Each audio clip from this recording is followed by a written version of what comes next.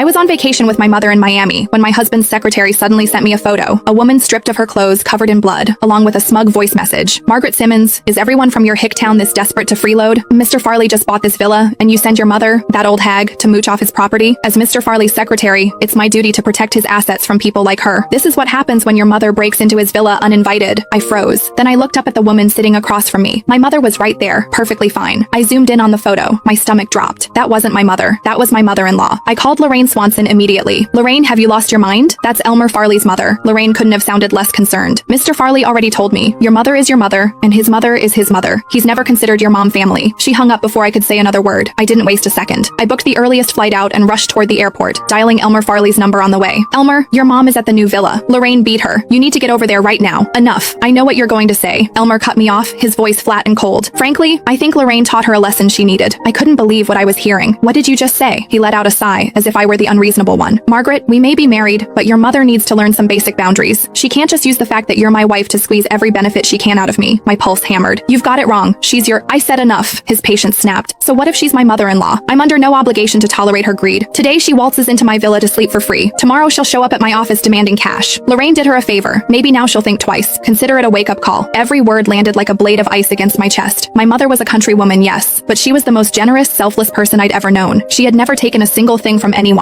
least of all from Elmer. Everything she'd ever done for him was pure giving, never asking. When Elmer was scraping together funds to launch his startup, my mother handed over her entire life savings without a moment's hesitation. When she learned about his chronic stomach problems, she made nourishing soups and herbal remedies no matter how busy she was, shipping them hundreds of miles to the city. And this was the woman Elmer called greedy, a woman who had treated him like her own son, reduced in his mouth to a shameless freeloader who deserved to be beaten. Something inside me went cold. When I spoke again, my voice was quieter, stripped of urgency. Elmer, she's hurt badly. I'm telling you, send someone to get her to a hospital. After all, she raised you. That wasn't easy. He exploded. What is wrong with you, Margaret? When has your mother ever raised me? No wonder Lorraine couldn't help herself. With a daughter like you, your mother had it coming. My own mother is about to fly back from overseas. I'm planning a surprise homecoming dinner for her. I don't have time for your nonsense. The line went dead. On the way to the airport, I saw that Elmer had posted on social media. Just one line. Mom's coming home. I can finally be the son she deserves. I tapped the like button in silence. A quiet curiosity stirred in my chest. When he found out it was his own mother, Lorraine had beaten half to death. What would this devoted son do then? By evening, I arrived at Elmer's hilltop villa. The villa's courtyard was overflowing with flowers and balloons, and a grand golden arch stood at the center, emblazoned with bold lettering. Welcome home, dear mother. Beneath the arch, every friend and relative of the Farley family had gathered. When they saw me arrive, a strange, complicated expression crossed each of their faces. I stepped into the courtyard and froze. There, in the corner, lay a body draped in a white sheet, every muscle in my body locked